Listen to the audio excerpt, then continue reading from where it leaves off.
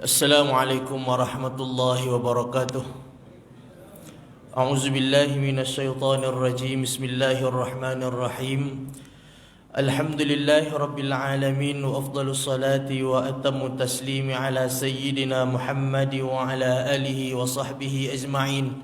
Allahumma akhrijna min zulumatil wahmi wa akrimna binuril fahmi waftah alaina bima'rifatil ilmi وسهل أخلاقنا بالحلم واجعلنا ممن يستمعون القول فيتبعون أحسنه اللهم إنا نعوذ بك من أن نضل أو نضل أو نزل أو نزل أو نظلم أو نظلم أو نجهل أو يجهل علينا عز جارك وجل ثناؤك ولا إله غيرك بسم الله وبالله توكلنا على الله لا حول ولا قوة إلا بالله العلي العظيم أما بعد.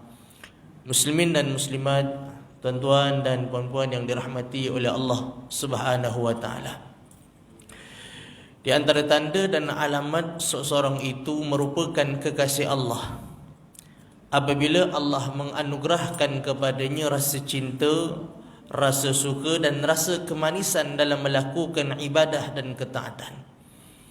Bila mana seseorang itu rasa suka dengan ibadah, rasa manis dan sedap dalam melakukan ketaatan kepada Allah, rasa suka dengan kebaikan dan kebajikan, maka itu di antara tanda-tanda bahawa ia merupakan salah satu daripada kekasih Allah Subhanahu wa taala. Bermakna apabila kita lihat dalam diri kita, kita muhasabah dan ternyata tidak ada benda itu dalam diri kita. Kita tak rasa ringan dalam beribadah umpamanya, mengantuk ketika mana membaca Quran, cepat letih bila solat umpamanya, rasa berat untuk datang ke masjid dan surau umpamanya. Maka apabila itu berlaku dalam diri kita, maka harus kita risau dan bimbangkan, kerana kemungkinan kita tidak termasuk dalam golongan orang-orang yang Allah Subhanahu wa taala suka. Mungkin kita tidak tergolong dalam golongan orang-orang yang dikasihi oleh Allah Subhanahu wa taala. Tetapi kebiasaannya kita sebagai manusia yang lemah ini akan sedih, bimbang, duka cita dan resah bila mana tidak dianugerahkan dunia kepada kita. Bila berniaga tak jadi contohnya, yang tu kita sedih. Buka je bazar Ramadan turun hujan, sedih pasal hari tu terpaksa rugi. Walhal pemberian dalam bentuk duniawi Allah berikan kepada seseorang itu bukanlah ukuran orang itu Allah sayang ataupun tidak. Maknanya bila mana Allah berikan seseorang itu kekayaan di atas dunia, maka apakah orang yang lebih kaya yang Allah berikan kekayaan itu lebih disayangi oleh Allah daripada orang yang tak kaya? Jawapannya tak. Begitu juga sebaliknya.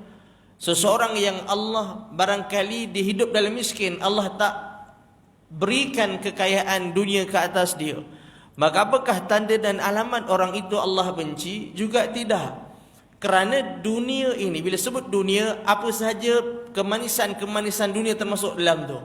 Jadi pemberian dunia itu bukan khas untuk orang yang Allah Subhanahu wa taala sayang. Allah berikan dunia kepada orang yang disayang, juga Allah berikan kepada orang yang dia benci.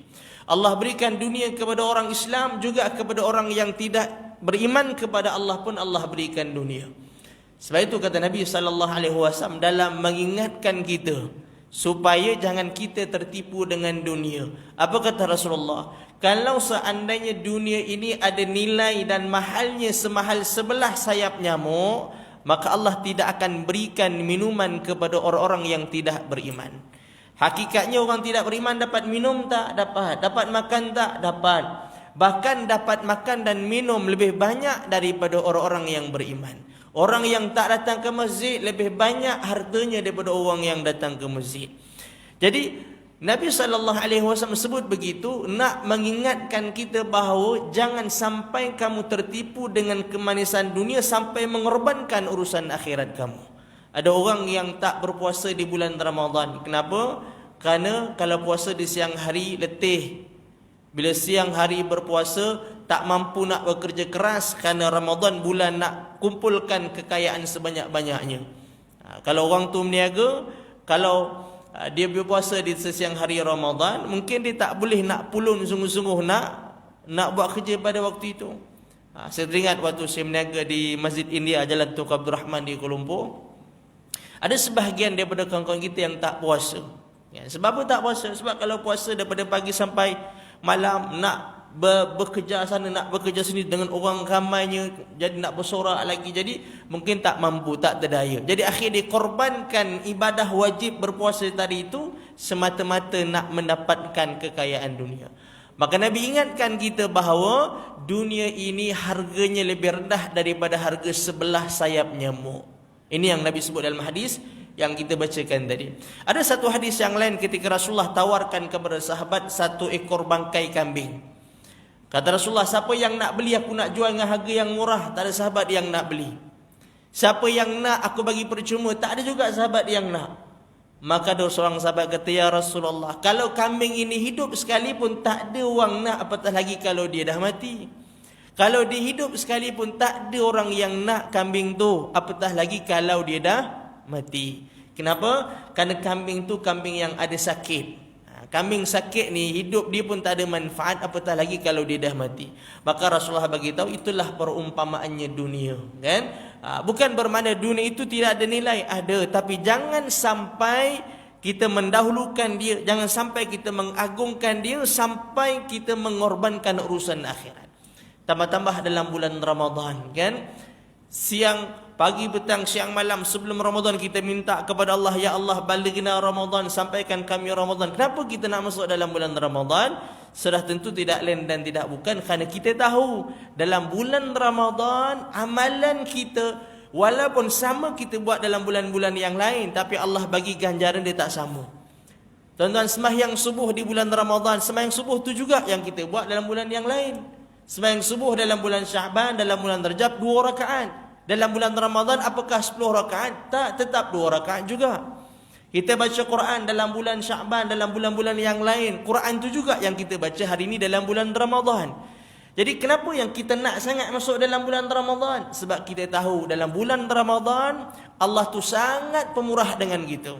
Walaupun amalan yang sama kita buat setiap bulan, tapi Allah bagi lebih, Allah bagi ganjaran yang cukup banyak kepada orang yang beribadah, walaupun ibadah itu juga yang pernah kita lakukan sebelum daripada Ramadan. Contohnya kata Nabi SAW, orang yang melakukan ibadah yang sunat dalam bulan Ramadan, pahala dia macam melakukan amalan yang fardu dalam bulan-bulan yang lain. Kita bagi contoh. Tadi sembahyang Isyak kita 4 rakaat. Kita sembahyang Isyak 4 rakaat. Sebelum daripada solat Isyak kita sembahyang qabliyah Isyak, sembahyang sunat sebelum Isyak. Katalah kita buat 4 rakaat juga, sama ada kita buat 2 ataupun kita buat 4 rakaat. Katalah kita buat 4 rakaat dan bagi sama banyak dengan sembahyang fardu Isyak.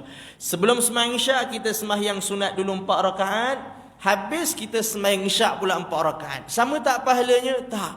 Kan? Mana lagi banyak? Yang fardu lagi banyak. Yang sunat pahalanya tak boleh lawan dengan yang fardu punya pahala. Dia tak sama. Habis sembahyang Isyak 4 rakaat, kita buat pula ba'diyah Isyak, buat sembahyang sunat lepas Isyak juga 4 rakaat.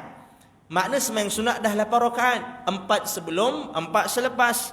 Jadi 8 rakaat yang sunat pahalanya boleh lawan tak dengan yang 4 rakaat fardu Isyak? Juga tak. Yang fardu Isyak pahalanya jauh lebih besar daripada amalan-amalan yang sunat. Tapi sayangnya nak mendapatkan pahala yang besar daripada amalan yang fardu tadi itu, contohnya nak dapatkan pahala daripada sembahyang fardu Isyak, sehari sekali je kita boleh buat. Kan? Sehari sekali saja kita boleh dapat ganjaran daripada sembahyang fardu Isyak, sehari sekali je. Walaupun kita sembahyang Isyak berkali-kali, yang fardu tu yang pertama. Satu je yang fardu. Contoh, ada orang yang dia sembahyang berjamaah di masjid, sembahyang Isyak umpamanya. Kemudian balik di rumah sembahyang mengimamkan isteri dan anak-anak. Kerana anak bawah 15 tahun, kan, tak boleh datang ke masjid. Kita pun balik mengimamkan anak-anak dan isteri kita sembahyang jemaah fardu Isyak. Maka apakah dapat 2 kali sembahyang fardu Isyak? Tak. Yang pertama jadi fardu, yang kedua jadi sunat. Tetap pahalanya tak sama. Jadi nak dapat pahala yang besar daripada amalan yang fardu tadi itu, sehari sekali je sembahyang Isyak punya pahala dapat sehari sekali. Nak dapatkan pahala sembahyang subuh, sehari sekali je boleh dapat. Nak dapatkan pahala zuhur punya sembahyang, sehari juga sekali. Asar juga sehari sekali. Maghrib juga sehari sekali. Tapi walaupun kita lepas daripada itu kita buat yang sunat, banyak mana pun dia tak boleh lawan yang fardu punya pahala. Pasal yang fardu besar pahala dia di sisi Allah. Tetapi dalam bulan Ramadan, Allah tunjukkan betapa sayang dan kasih dan pemurah dia kepada hamba-hamba yang nakkan kasih daripada Allah, yang nakkan kecintaan daripada Allah. Maka Allah buka peluang. Peluang apa yang Allah buka? Kau buat amalan sunat dalam bulan Ramadan, aku bagi pahala macam kau buat amalan fardu dalam bulan yang lain. Contoh, kita sembahyang 2 rakaat sembahyang sunat. Kalau kita buat di dalam bulan yang lain, tetap pahala yang sunat banyak itulah pahala dia. Tapi dalam bulan Ramadan, Allah bagi 2 rakaat sembahyang sunat macam 2 rakaat sembahyang fardu di dalam bulan yang lain. Macam tuan-tuan sembahyang subuh 2 rakaat. Sembahyang sunat lagi 2 rakaat dan 4 rakaat macam 2 kali sembahyang subuh dalam bulan-bulan yang lain. 6 rakaat buat lagi 2 rakaat macam 3 kali sembahyang fardu subuh dalam satu hari. Kalau kita sebelum Ramadan nak dapat pahala fardu subuh sehari sekali je, tapi dalam bulan Ramadan kita boleh dapat banyak kali. Kan? Bukan bermakna tuan-tuan kena sembahyang subuh banyak kali, tak. Nak bagi tahu bagaimana Allah buka peluang kita sembahyang ataupun kita melakukan amalan yang sunat, pahala dia macam amalan fardu di bulan-bulan yang lain. 10 rakaat sembahyang sunat macam 5 kali sembahyang fardu subuh kita lakukan dalam bulan yang lain. Makna besar pahala dia, kan? Dan bagaimana pula pahala kalau kita buat sembahyang subuh dalam bulan Ramadan? Apakah sama dengan sembahyang subuh 2 rakaat dalam bulan yang lain? Juga tak sama. Kata Nabi SAW, pahalanya Allah lipat kali gandakan sebanyak 70 kali ganda. Maknanya tuan-tuan, sembahyang subuh 2 rakaat dalam bulan Ramadan macam sembahyang subuh 2 bulan setengah di bulan-bulan yang lain. Sembahyang 2 rakaat subuh tuan-tuan, besok hari Isnin kita sembahyang subuh 2 rakaat macam sembahyang subuh selama 70 hari tuan-tuan dan puan sekalian. Pemurah tak Allah dengan kita? Pemurah. Maka apakah perlu kita mensia-siakan peluang yang Allah buka untuk kita? Maka jangan kita sia-siakan peluang. Maka sebab itu dalam bulan Ramadan, cubalah, kan, tak lama 30 hari. Bahkan Allah Subhanahu wa taala punya sayang kepada kita, Allah tak bagi Ramadan ni hanya malam ni malam yang ke-14 ke malam ke-15. 14 ke 15? 14, kan? Allah tak bagi 15 hari je aku bagi engkau Ramadan, tak. Allah bagi 30 hari. 30 hari ni bagi orang yang nakkan kekayaan akhirat, bagi dia tak cukup 30 hari. Pasal singkat sangat, kan? Jadi dalam 30 hari kalau boleh tuan-tuan dan puan sekalian, untuk diri saya dan juga untuk tuan-tuan dan puan sekalian, sama-samalah kita apa saja amalan yang sunat, jangan kita anggap ia remeh, jangan anggap dia ringan. Amalkan, kerana peluang tersebut tak ada di bulan-bulan yang lain. Bulan yang lain kita buat amalan yang sunnah ada juga pahala. Tapi pahala tak macam kita buat dalam bulan Ramadan. Jadi pada malam ni tuan-tuan, 5 minit yang terakhir, saya nak kongsikan satu tajuk kepada tuan-tuan. Tajuk apa dia? Tajuk kita datang ke masjid. Satu ibadah kita apa dia? Sebelum kita sembahyang berjamaah, sebelum kita baca Quran, sebelum kita tahiyatul masjid, sebelum kita buat benda yang lain, kita datang ke masjid. Daripada rumah keluar rumah datang ke masjid. Tajuk tu saja tuan-tuan, sebenarnya banyak pahala yang Allah sediakan untuk kita. Banyak pahala Allah berikan kepada kita. Kita tak sentuh malam ni bab sedekah, kita tak sentuh malam ni bab baca Quran, kita tak sentuh malam ni bab qiyam dan sebagainya. Nak sentuh satu tuan-tuan dan puan sekalian, kita buat 5 kali dalam satu hari. Subuh kita datang ke masjid, zuhur kita datang ke masjid, asar, maghrib, begitu juga isyak kita datang ke masjid. Jadi, apakah niat kita datang ke masjid semata-mata nak dapat yang 27 pahala?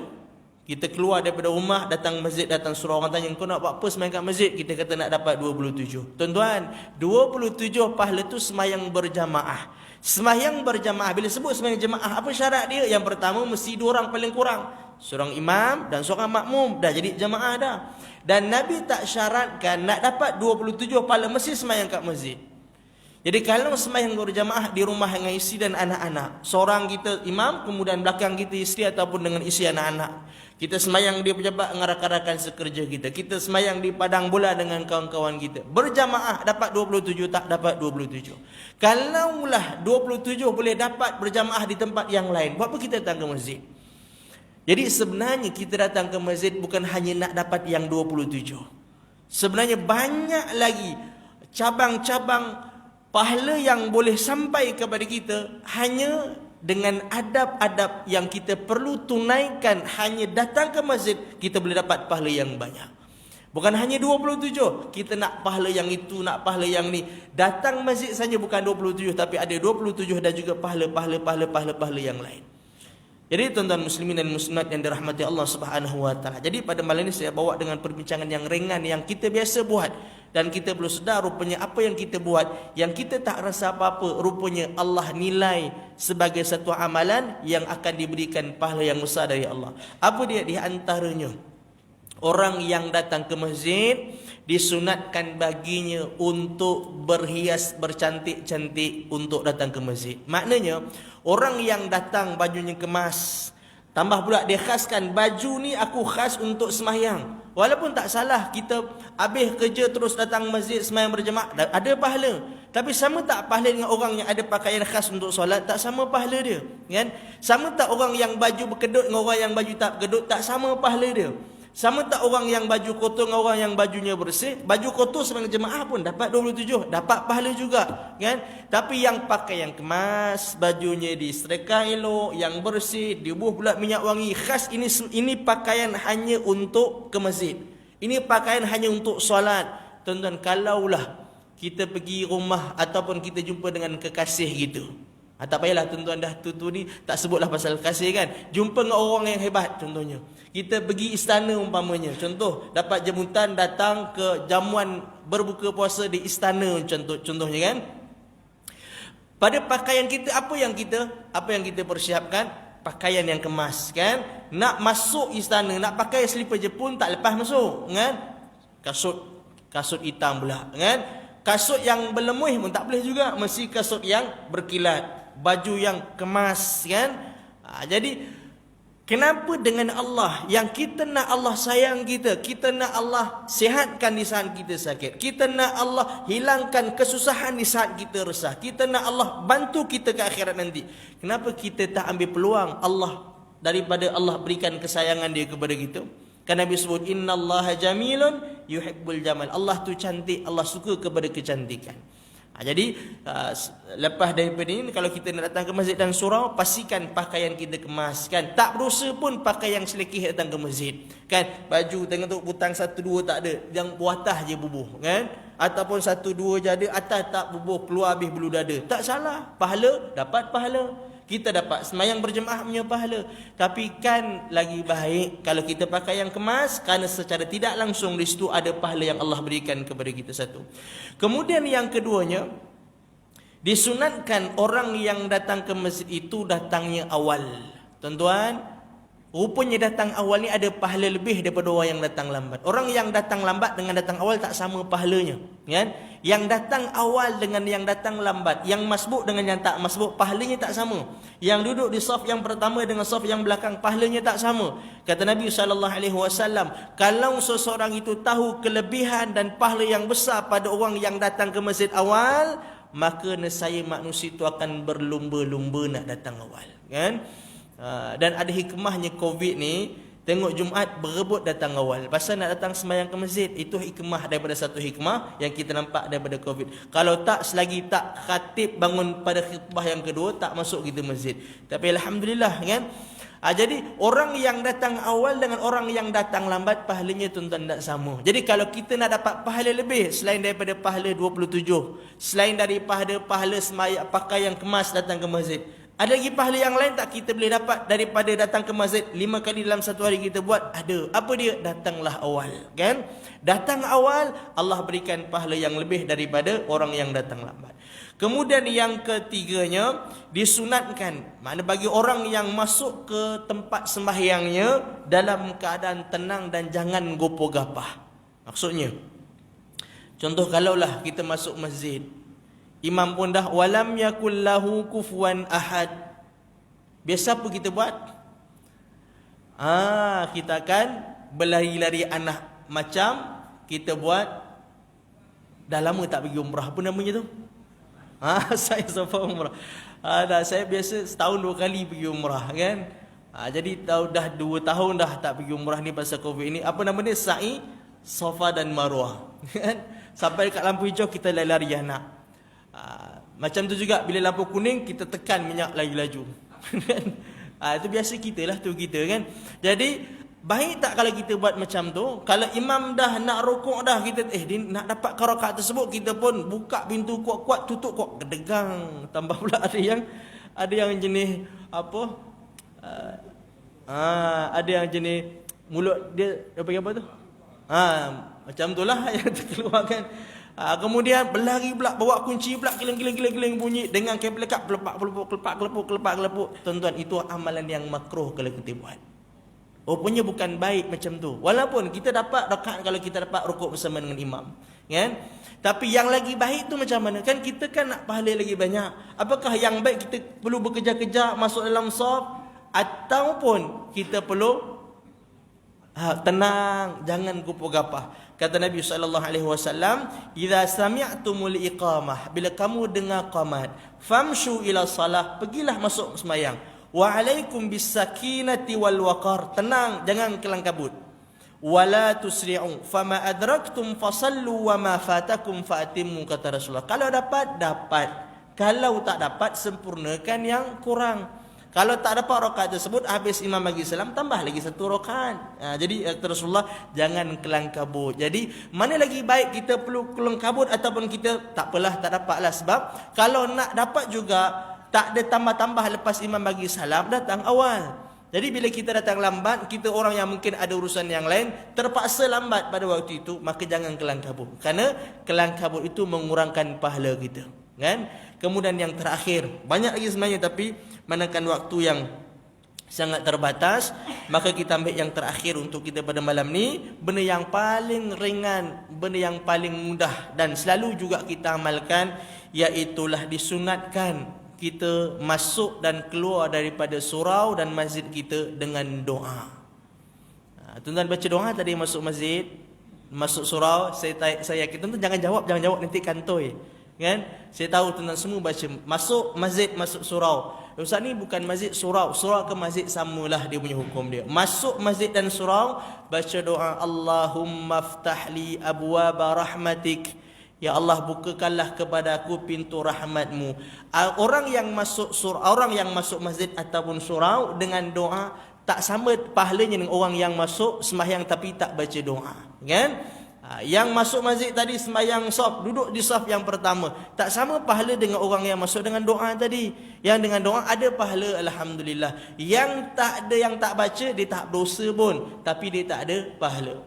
Kemudian keluar daripada surau pun begitu juga, kita keluar dengan doa, Allahumma inni as'aluka min fadlik. Ya Allah, aku memohon, mengharapkan kurniaan daripadamu, wahai Allah. Itu dekat atas pintu kita pun dah ada tulis dah tu. Saat lagi keluar, jangan hari inilah, jangan hari ni.